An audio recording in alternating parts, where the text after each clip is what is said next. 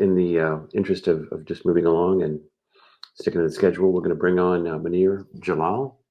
He's our last speaker, and he's from CertiK and VP of Marketing, and he's going to be talking about blockchain security insights and best practices. So we will see you in 10 minutes, 45, quarter two. Welcome, Monier. Take it away. Okay, hopefully you guys can hear me okay. I've minimized myself here for the convenience of seeing some slides here. As mentioned, my name is Monier. I'm the VP of Marketing here.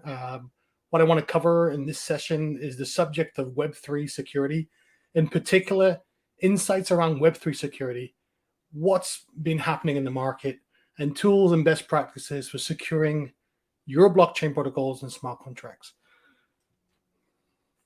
To better understand why we secure crypto projects, we first need to understand the mind of the hacker and what they target most.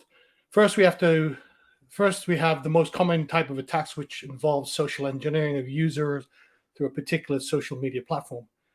We've probably all seen these types of attacks, which involve luring the user to click something in an email or an ad in order for them to gain access to information or credentials to carry out an exfiltration of some kind. We then have web UI attacks, which are your typical website or web application attack where hackers try to exploit Web 2 vulnerabilities, resulting in the takeover of that website or application. Typical vulnerabilities you've probably heard of is SQL injection, cross-site scripting attacks. Then there is privileged access issues, where private keys are compromised by some means, either through a phishing attack, and those credentials are then used to further compromise other parts of the system or network.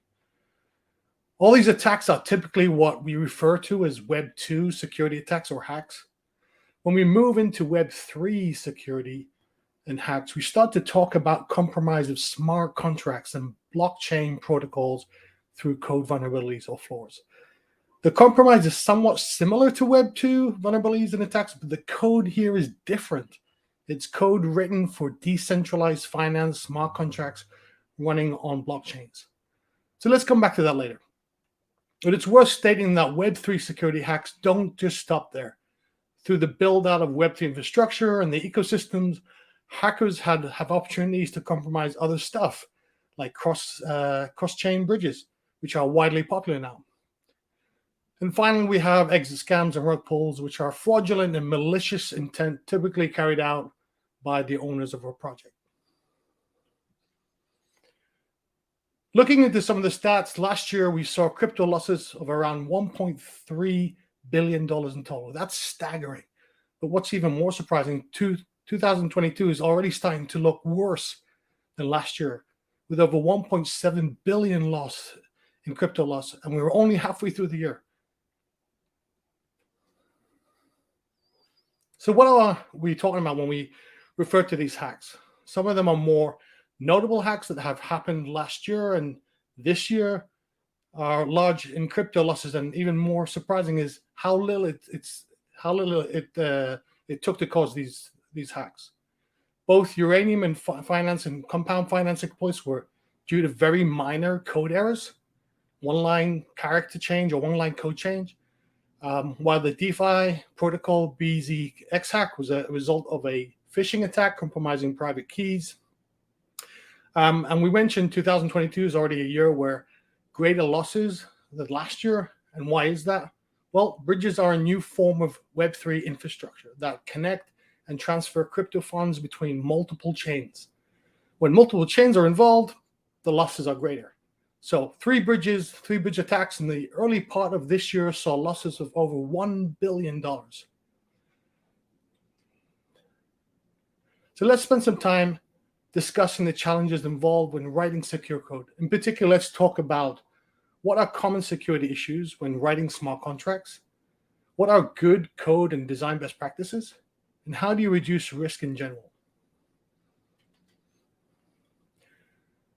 So how do you begin in identifying code vulnerabilities? Well, a code audit is a great place to start. CertiK is a leading blockchain and smart contract security company who specializes in both off-chain code audits as well as on-chain monitoring and KYC services. To date, we've audited over 3,700 projects, and 1,427 of those audits took place over a 6-month period. We analyze common vulnerabilities and issues ranging from critical to major to minor in severity. So how does a CertiK audit work? Project teams first start by presenting their code to CertiK. CertiK security experts then review the code using methods of formal verification, AI, and code review techniques to uncover a list of vulnerabilities, which result in an audit report of these findings. All the projects that are audited have reports that are found on CertiK.com. If you go there now, you'll see a leaderboard of all projects. If you click on any of those projects, it'll take you to a project page where you can actually find the report and look into that. The project owners have an opportunity to acknowledge and fix these issues before the final report is published. So as an example of the 1,427 audits completed in a 6-month period between August of last year and February of this year, CertiK uncovered 16,400 issues, of which 5,300 were with critical, major, and medium severity. That kind of it gets to the number of like 12 or so issues per audit, so reasonably good. If we take a closer look at those 5,300 vulnerabilities, we can see that they fall into 5 categories. The first category, which accounts for the most common vulnerability found, is that of centralization risk. This issue occurs when the implementation of code goes against the principles of decentralization.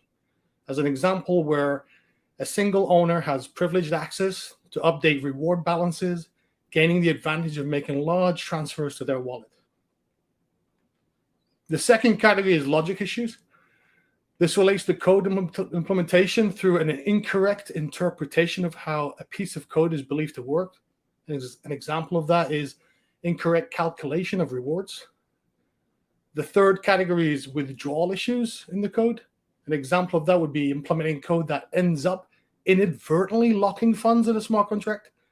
Then there's issues of access control, implementation of code that allows incorrect access control to the wrong users. And an example of that is users who should not be allowed to call, say, a minting token function.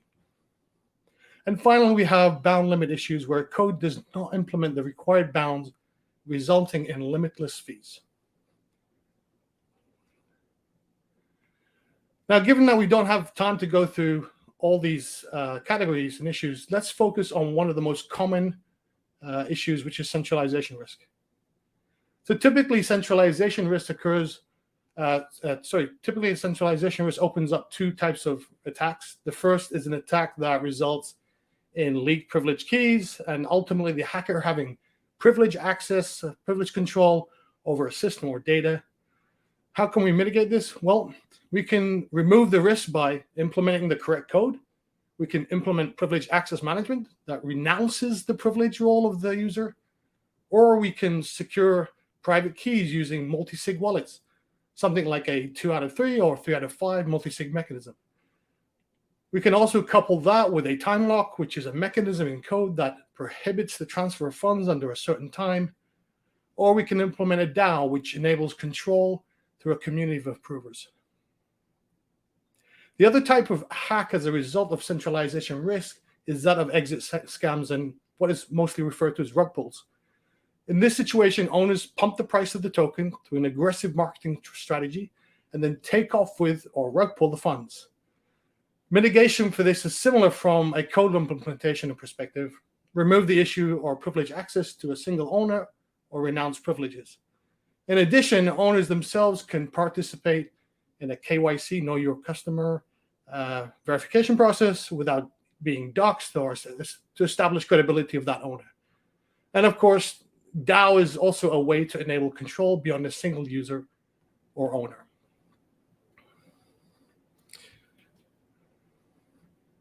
Finally, I do want to end this presentation with some secure coding and best practices.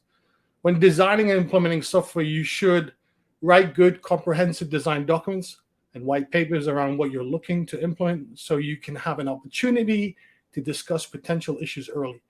Understand what secure coding means and use frequent code reviews to catch vulnerabilities. And run static analysis tools. There's a bunch out there that's free. There is Slither for Solidity, and there's a few more out there that you can acquire. So running static analysis tools will give you a view of some of those vulnerabilities. Write and execute test cases that uncover corner cases as well. For secure code best practices, create a threat model. Use concepts of a blue team, independent of the developers, to assess risk and model potential threats. Independent assessment by the blue team also can be used for looking at architecture and specifications of the code, as well as providing recommendations how to mitigate threats. And finally, consider an audit. Do an audit before your project, because the cost of an audit is far less than that of a hack that could result down the road. And I powered through that very quickly. I have 10 minutes. I hope you enjoyed the presentation. If you have any questions, feel free to drop us an email at bd@certik.com, where one of our business representatives can help you with questions. Thanks for listening.